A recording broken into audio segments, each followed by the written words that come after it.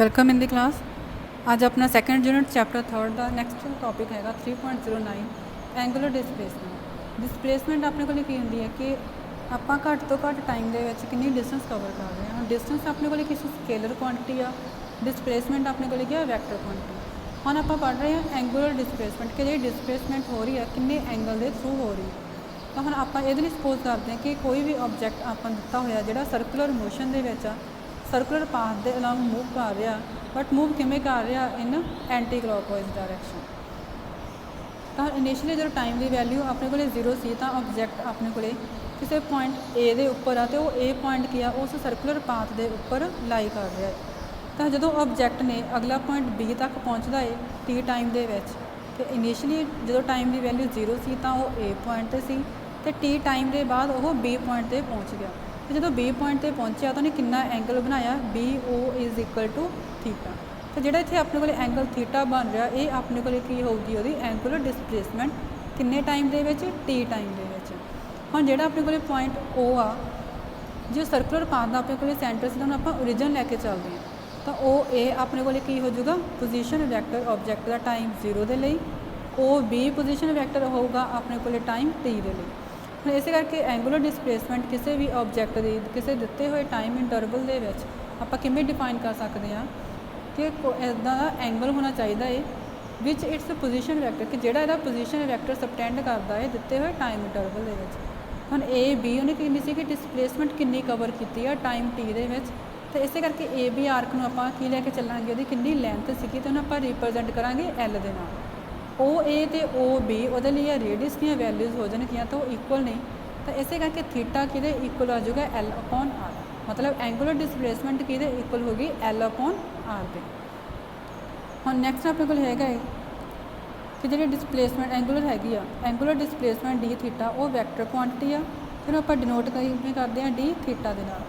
फिर आप direction find करनी है इस डी थीटा वैक्टर की, वो आप यूज़ करते हैं वो राइट हैंडेड स्क्रू रूल और राइट हैंडेड थंब रूल। तो राइट हैंडेड स्क्रू रूल के अकॉर्डिंग की आ कि जो आप किसी भी स्क्रू में रोटेट करवाना शुरू करते हैं, मतलब कोई अपन नट दिता आप जो घुमा रहे हैं तो कि किधर को घूम रहा, तो सेंस ऑफ रोटेशन कि किमें घूमना शुरू किया। जो आप सपोज करिए कि अपने को इतने कोई स्क्रू दिता आपको इस तरह मूव करवाना शुरू कर दें, तो उन्हें रोटेट करना शुरू किया। तो जिमें मूव करना शुरू करता तो जी डायरैक्शन होगी कि जिमें जिमें उस स्क्रू ने अगे बढ़िया। हम जिमें अपने को इतने स्क्रू से आपको घुमा रहे हैं तो उन्हें अगे बढ़ी जाना, तो कि डायरैक्शन से एडवांस कर रहा तो अपन की रिप्रजेंट करूँगा एंगुलर डिसप्लेसमेंट वैक्टर की डायरैक्शन। इस तरह right hand thumb rule, right hand thumb rule आप 10th में भी पढ़िया होया सी। हम इन्हों के अपने को कि आप इस तरह अपने हाथ में रखते थे कि अपनी फिंगरस कर्ल हो जाए, तो थंब वो उपर हमेशा ही किमें एक्ट करता है परपेंडिकुलरली।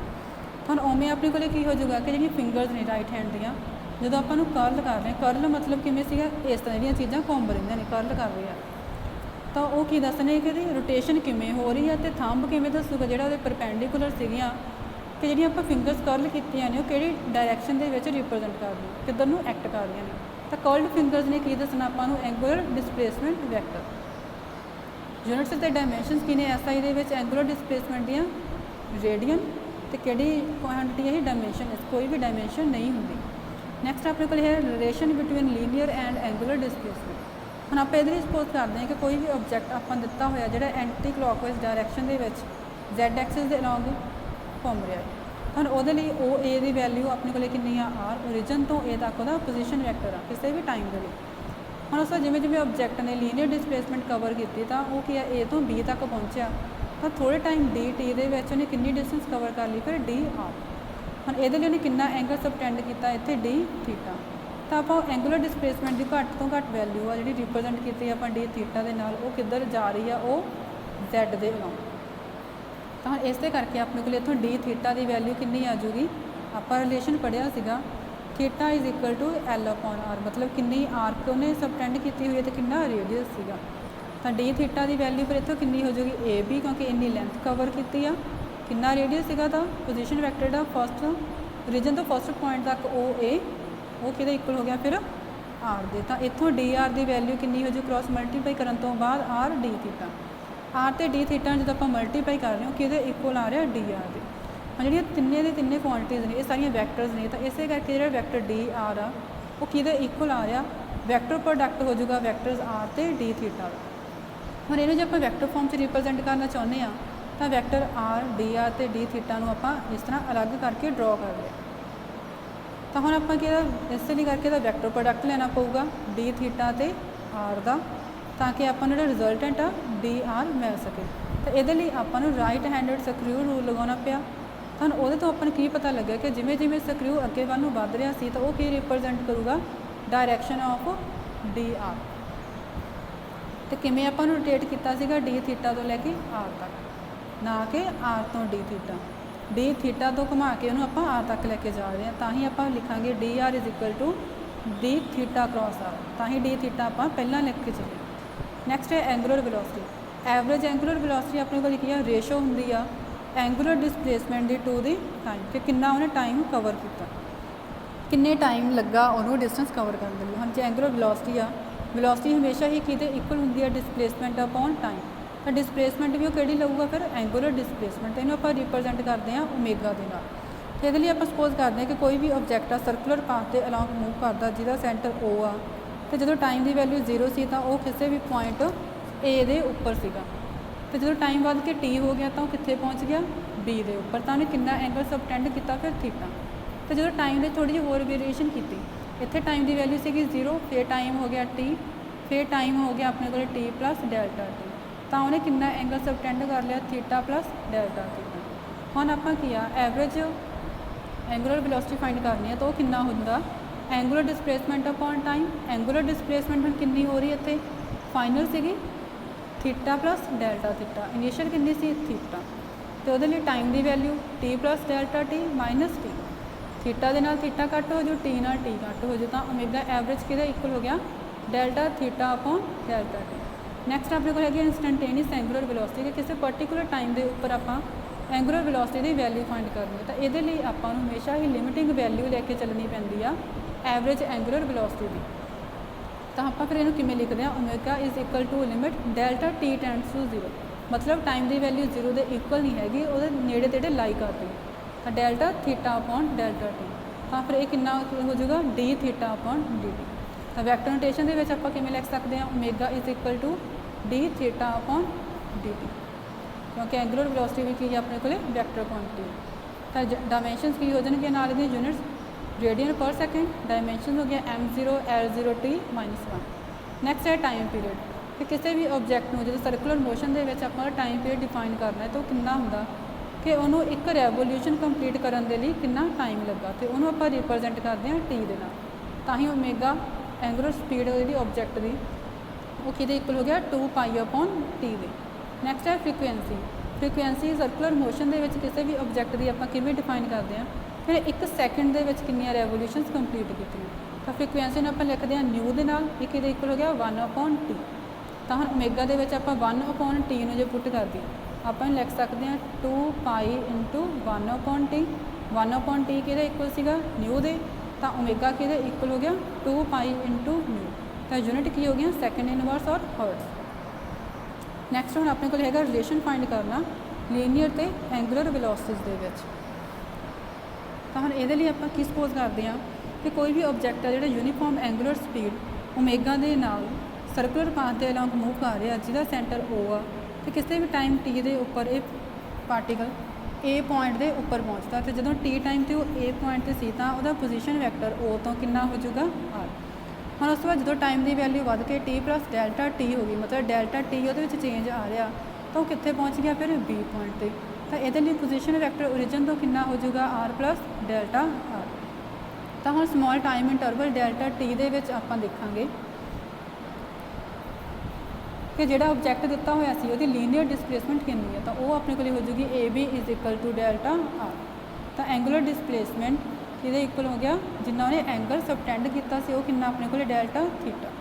तो हम ये अपने को देखो कि ओमेगा वो यूनीफॉर्म एंगुलर स्पीड आ, ओमेगा कि इक्वल आ रहा अपने को delta theta upon delta T, तो आप ये रिलेशन चूज किया। जो आप रिलेशन यूज़ कर रहे हैं तो इतों ओमेगा की वैल्यू कितनी सी delta theta upon delta T, cross multiply कर दो तो डेल्टा थीटा कि इक्वल हो गया omega into delta T. But अपने को डेल्टा थीटा कि इक्वल सीगा जो आप रिलेशन पढ़ के आंदा सी कि theta is equal to L upon R. ਹੁਣ ਆਪਾਂ ਡੈਲਟਾ ਥੀਟਾ ਰਿਪਰੈਜ਼ੈਂਟ ਕਰ ਰਹੇ ਹਾਂ, ਤਾਂ ਡੈਲਟਾ ਥੀਟਾ ਆਪਣੇ ਕੋਲੇ ਫਿਰ ਕਿਹਦੇ ਇਕੁਅਲ ਆ ਜਾਊਗਾ, ਡੈਲਟਾ ਆਰ ਅਪੋਨ ਆਰ, ਕਿਉਂਕਿ ਆਪਾਂ ਲਿਖਿਆ ਸੀਗਾ theta is equal to L upon R. L 'ਚ ਕੀ ਸੀਗਾ ਆਪਣੇ ਕੋਲ, ਜਿਹੜੀ ਉਹਨੇ ਆ ਡਿਸਪਲੇਸਮੈਂਟ ਕਵਰ ਕੀਤੀ ਸੀਗੀ। ਇੱਥੇ ਡਿਸਪਲੇਸਮੈਂਟ ਦੀ ਵੈਲਿਊ ਆਪਾਂ ਕਿੰਨੀ ਲਈ ਹੈ, ਡੈਲਟਾ ਆਰ, ਤਾਂ ਐਲ ਦੀ ਵੈਲਿਊ ਹੋ ਜੂਗੀ ਡੈਲਟਾ ਆਰ। ਆਰ ਸੀਗਾ ਉਹਦਾ ਰੇਡੀਅਸ, ਤਾਂ ਉਹ ਵੈਲਿਊ ਹੋ ਗਈ ਆਪਣੇ ਕੋਲੇ ਆਰ। ਤਾਂ ਇੱਥੋਂ ਡੈਲਟਾ ਆਰ ਕਿਹਦੇ ਇਕੁਅਲ ਹੋ ਗਿਆ, ਕ੍ਰਾਸ ਮਲਟੀਪਲਾਈ ਕਰਨ ਤੋਂ ਬਾਅਦ ਡੈਲਟਾ ਥੀਟਾ ਇੰਟੂ ਆਰ। ਤਾਂ ਇੱਥੋਂ ਵੀ ਆਪਾਂ ਡੈਲਟਾ ਥੀਟਾ ਦੀ ਵੈਲਿਊ ਕੱਢਦੇ ਹਾਂ, ਤਾਂ ਕਿਹਦੇ ਇਕੁਅਲ ਆ, ਡੈਲਟਾ ਆਰ ਅਪੋਨ ਆਰ। ਇੱਥੇ ਵੀ ਸੀਗਾ ਆਪਣੇ ਕੋਲੇ ਡੈਲਟਾ ਥੀਟਾ, ਤਾਂ ਦੋਨਾਂ ਨੂੰ ਇਕੁਏਟ ਕਰ ਦਿਓ, ਕੰਪੇਅਰ ਕਰ ਦਿਓ, ਤਾਂ ਆਪਣੇ ਕੋਲੇ ਓਮੇਗਾ ਡੈਲਟਾ ਟੀ, ਉਹਦੀ ਵੈਲਿਊ ਹੁਣ ਆਪਣੇ ਕੋਲ ਫਿਰ ਕਿੰਨੀ ਹੋ ਜੂਗੀ, ਡੈਲਟਾ ਆਰ ਦੇ ਇਕੁਅਲ। ਜਾਂ ਤੁਸੀਂ ਇੱਥੇ ਡੈਲਟਾ ਥੀਟਾ ਨੂੰ ਓਮੇਗਾ ਡੈਲਟਾ ਟੀ ਪੁੱਟ ਕਰ ਸਕਦੇ ਹੋ। ਤਾਂ ਰੀਅਰੇਂਜ ਕਰਕੇ ਕੀ ਰਿਲੇਸ਼ਨ ਬਣਿਆ, delta R is equal to delta theta ਦੀ ਵੈਲਿਊ ਕਿੰਨੀ ਆ, ਓਮੇਗਾ ਡੈਲਟਾ ਟੀ ਪੁੱਟ ਕੀਤਾ, ਆਰ ਐਜ਼ ਇਟ ਇਜ਼ ਹੀ ਪਿਆ। ਤਾਂ ਡੈਲਟਾ ਆਰ ਇੱਧਰੋਂ ਡੈਲਟਾ ਟੀ ਆਪਾਂ ਡਿਨੋਮੀਨੇਟਰ 'ਚ ਲੈ ਕੇ ਗਏ, ਤਾਂ ਉਹ ਕਿਹਦੇ ਇਕੁਅਲ ਆ ਗਿਆ, ਓਮੇਗਾ ਆਰ ਦੇ। ਤਾਂ ਹੁਣ ਇਹਦੇ ਲਈ ਆਪਾਂ ਲਿਮਿਟਿੰਗ ਕੇਸ ਲੈ ਕੇ ਚੱਲਦੇ ਹਾਂ ਕਿ ਡੈਲਟਾ ਟੀ ਜਦੋਂ 0 ਨੂੰ ਅਪਰੋਚ ਕਰ ਗਿਆ, limit delta T tends to 0, ਤਾਂ ਇੱਧਰ ਕੀ ਹੋ ਗਿਆ, delta R upon delta T. ਫਿਰ ਲਿਮਿਟ ਅਪਰੋਚ ਕਰਵਾਈ 0 ਨੂੰ, ਤਾਂ ਓਮੇਗਾ ਆਰ ਦੇ ਇਕੁਅਲ। ਤਾਂ ਇਹ ਕਿਹਦੇ ਇਕੁਅਲ ਹੋ ਗਿਆ, ਵੈਲੋਸਿਟੀ ਦੇ। ਤਾਂ ਵੈਲੋਸਿਟੀ ਕਿਹਦੇ ਇਕੁਅਲ ਆ ਗਈ, ਓਮੇਗਾ ਆਰ। ਤੇ ਜੇ ਵੈਕਟਰ ਨੋਟੇਸ਼ਨ 'ਚ ਲਿਖਣਾ ਤਾਂ ਆਪਾਂ ਕ੍ਰਾਸ ਮਲਟੀਪਲਾਈ ਕਰਕੇ ਲਿਖਾਂਗੇ, ਵੀ ਵੈਕਟਰ ਕਿਹਦੇ ਇਕੁਅਲ ਹੋ ਜਾਊਗਾ, omega vector into R vector.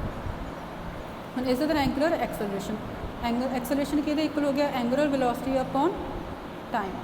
ਤਾਂ ਇਹਦੇ ਲਈ ਆਪਾਂ ਇਹਨੂੰ ਲਿਖਦੇ ਹਾਂ ਅਲਫਾ ਦੇ ਨਾਲ, ਤਾਂ ਵੈਲੋਸਿਟੀ ਨੂੰ ਆਪਾਂ ਲਿਖਦੇ ਸੀਗੇ ਓਮੇਗਾ ਦੇ ਨਾਲ। ਤਾਂ omega plus delta omega minus omega, ਕਿਹਦੇ ਐਂਗੂਲਰ ਵੈਲੋਸਿਟੀ 'ਚ ਕਿੰਨਾ ਚੇਂਜ ਆ, ਅਪੋਨ ਟਾਈਮ 'ਚ ਕਿੰਨਾ ਚੇਂਜ ਸੀ, t plus delta t minus t. ਤਾਂ ਇੱਥੋਂ ਫਿਰ ਅਲਫਾ ਐਵਰੇਜ ਕਿਹਦੇ ਇਕੁਅਲ ਆ ਜਾਊਗਾ, delta omega upon delta T. ਫਿਰ ਆਪਾਂ ਵੈਲਿਊ ਫਾਈਂਡ ਕਰਨੀ ਹੈ ਇੰਸਟੈਂਟੇਨੀਅਸ ਐਂਗੂਲਰ ਐਕਸਲਰੇਸ਼ਨ। ਤਾਂ ਇਹਦੇ ਲਈ ਆਪਾਂ ਲਿਮਿਟਿੰਗ ਵੈਲਿਊ ਲੈ ਕੇ ਚੱਲਾਂਗੇ ਕਿ ਟਾਈਮ 0 ਨੂੰ ਅਪਰੋਚ ਕਰ ਗਿਆ, ਤਾਂ ਲਿਮਿਟ ਡੈਲਟਾ ਟੀ ਜਦੋਂ 0 ਨੂੰ ਅਪਰੋਚ ਕਰਦਾ, delta omega upon delta T multiply ਦੇ ਵਿੱਚ ਪਿਆ, ਤਾਂ ਕਿਹਦੇ ਇਕੁਅਲ ਹੋ ਜਾਊਗਾ, D omega upon D T. ਹੁਣ ਵੈਕਟਰ ਨੋਟੇਸ਼ਨ ਦੇ ਵਿੱਚ ਆਪਾਂ ਲਿਖਣਾ ਹੈ ਤਾਂ ਅਲਫਾ ਕਿਹਦੇ ਇਕੁਅਲ ਹੋ ਜਾਊਗਾ, D omega upon D T ਦੇ। ਤਾਂ ਇਸੇ ਕਰਕੇ ਹੁਣ ਆਪਾਂ ਹੋਰ ਕੀ ਲਿਖ ਸਕਦੇ ਹਾਂ ਕਿ ਓਮੇਗਾ ਕਿਹਦੇ ਇਕੁਅਲ ਹੁੰਦਾ, D theta upon D T, ਜਿਹੜਾ ਆਪਾਂ ਪਿੱਛੇ ਰਿਲੇਸ਼ਨ ਪੜ੍ਹ ਕੇ ਆਉਂਦਾ ਸੀਗਾ। ਤਾਂ ਉੱਥੇ ਆਪਣੇ ਕੋਲ ਓਮੇਗਾ ਦੀ ਵੈਲਿਊ ਸੀਗੀ delta theta upon delta T, ਤਾਂ ਆਪਾਂ ਉਹ ਵੈਲਿਊ ਇੱਥੇ ਪੁੱਟ ਕੀਤੀ, ਡੀ ਅਪੋਨ ਡੀ ਟੀ, ਇਹ ਇੱਥੇ ਐਵੇਂ ਹੀ ਪਿਆ ਸੀ। ਤਾਂ ਹੁਣ ਆਪਾਂ ਨੈਟ ਰਿਜ਼ਲਟ ਕਿੰਨਾ ਹੋ ਜਾਊਗਾ, ਅਲਫਾ ਕਿਹਦੇ ਇਕੁਅਲ ਹੋ ਗਿਆ, D square theta upon D T square. ਤਾਂ ਇਹਦੀਆਂ ਯੂਨਿਟਸ ਕਿੰਨੇ, ਰੇਡੀਅਨ ਪਰ ਸੈਕਿੰਡ ਸਕੁਅਰ, ਡਾਇਮੈਂਸ਼ਨਸ ਹੋ ਗਿਆ m0 l0 t -2। ਫਿਰ ਉਸ ਤੋਂ ਬਾਅਦ ਨੈਕਸਟ ਟੌਪਿਕ ਆਪਣਾ ਹੈਗਾ ਰੇਡੀਅਲ ਔਰ ਸੈਂਟਰੀਪੀਟਲ ਐਕਸਲਰੇਸ਼ਨ। ਤਾਂ ਇਹਨਾਂ ਦੇ ਵਿੱਚ ਆਪਾਂ ਰਿਲੇਸ਼ਨ ਫਾਈਂਡ ਕਰਨਾ।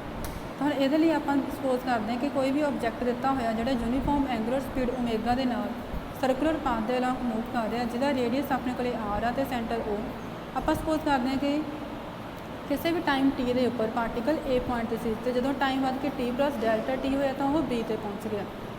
ਹੁਣ ਆਪਾਂ ਇਹਨਾਂ ਦੇ ਲਈ ਸਪੋਜ਼ ਕਰਦੇ ਹਾਂ ਕਿ ਏ ਪੁਆਇੰਟ ਦੇ ਲਈ ਵੈਲੋਸਿਟੀ ਦੀ ਵੈਲਿਊ ਸੀਗੀ ਵੀ, ਬੀ ਦੇ ਲਈ ਹੋ ਗਈ ਵੀ ਪਲੱਸ ਡੈਲਟਾ।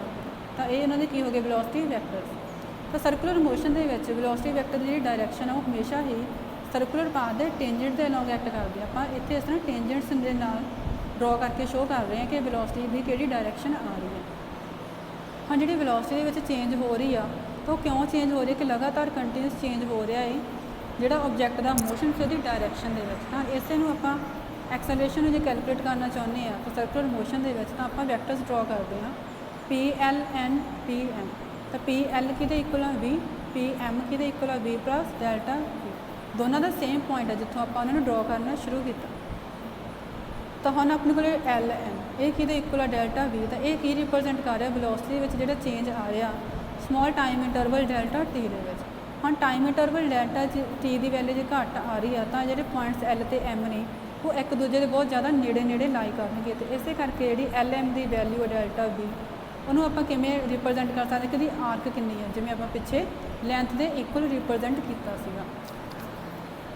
ਤਾਂ ਹੁਣ ਇਸੇ ਕਰਕੇ ਆਪਣੇ ਕੋਲੇ ਡੈਲਟਾ ਥੀਟਾ ਕਿਹਦੇ ਇਕੁਅਲ ਸੀਗਾ, ਆਪਾਂ ਰਿਲੇਸ਼ਨ ਪੜ੍ਹ ਕੇ ਆਉਂਦਾ ਸੀ theta is equal to l by r. ਤਾਂ ਡੈਲਟਾ ਥੀਟਾ ਕਿਹਦੇ ਇਕੁਅਲ ਹੋ ਜਾਊਗਾ, ਆਰਕ ਅਪੋਨ ਰੇਡੀਅਸ। ਇੱਥੇ ਆਪਾਂ ਆਰਕ ਦੇ ਨਾਲ ਕੀ ਰਿਪਰੈਜ਼ੈਂਟ ਕੀਤਾ, ਡੈਲਟਾ ਵੀ। ਤਾਂ ਡੈਲਟਾ ਵੀ ਅਪੋਨ ਵੀ ਆਪਣੇ ਕੋਲ ਰੇਡੀਅਸ ਸੀ। ਤਾਂ ਕ੍ਰੋਸ ਮਲਟੀਪਲਾਈ ਕਰਕੇ ਡੈਲਟਾ ਵੀ ਦੀ ਵੈਲਿਊ ਕਿੰਨੀ ਹੋ ਗਈ, v into delta theta. But omega किहदे इक्वल हुंदा delta theta upon delta T cross multiply करो डेल्टा थीटा किहदे इक्वल हो गया omega delta T but v किहदे इक्वल हुंदी है फिर ओमेगा आर दी हुण वैल्यूज पुट करते हैं आपां तां डेल्टा वी किहदे इक्वल हो गया डेल्टा थीटा की value omega delta T V की वैल्यू ओमेगा आर मल्टीप्लाई करो तो हो गया omega square R delta T delta वाले जो चेंज से रिप्रजेंट कर दो एक साइड रखियो तो डेल्टा टी नूं डिनोमीनेटर च लै गए delta v upon delta t किहदे इक्वल आ ओमेगा स्क्वायर इंटू आर तो हुण अपने कोल की आ जे आपां इंस्टैंटेनियस टाइम की गल कर रहे हैं कि लिमिटिंग केस लैके चल रहे हैं हुण आपां एक्चुअल एक्सेलरेशन देख रहे हैं टाइम टी दे लई जदों टाइम डेल्टा टी जीरो नूं अप्रोच करदा तो limit delta T tends to zero delta v upon delta T तो किहदे इक्वल आ limit delta T tends to zero into omega square r ये सारा किहदे इक्वल सी जिन्नी उन्हें एक्सेलरेशन कवर की सी टाइम टी दे विच तो ये किहदे इक्वल आ गया ओमेगा स्क्वायर आर ओमेगा तो आर अपने को कॉन्सटेंट आ तो इस करके जी एक्सेलरेशन सी वो भी की आ कॉन्सटेंट आ बट बी की वैल्यू कितनी होंगी आ आर ओमेगा तो आप इतों ए की वैल्यू किमें लिख सकते हैं ओमेगा नूं पुट कर दो ए इज इक्वल टू तो अपने को वैल्यू कितनी हो जूगी ओमेगा की B square upon R square into R ना एक आर कट हो गया तो ए किहदे इक्वल हो गया B square upon R thank you.